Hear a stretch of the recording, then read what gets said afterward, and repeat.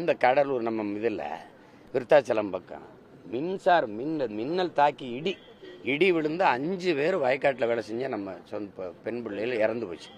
அந்த குடும்பத்தில் குழந்தைன்னா தாய் இழந்திருப்பான், அண்ணன்னா தங்கச்சி அக்கா இழந்திருப்பான், தங்கச்சி இழந்து. இப்படி இருக்கும்போது அந்த குடும்பத்துக்கு யாராவது போய் பார்த்து ஒரு 10 லட்சம் 15 லட்சம் அப்படி யாராவது கொடுத்து உதவுறதுக்கு இருக்கா? எப்படி யாருக்கு?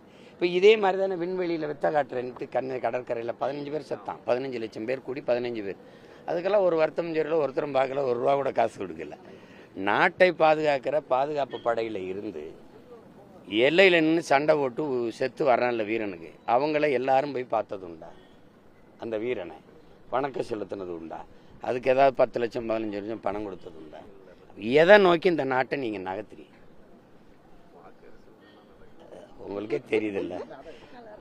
நம்ம வாக்க போடுவோம், நமக்கு வாக்கரிசியை போடுவாங்க. அதுதான்.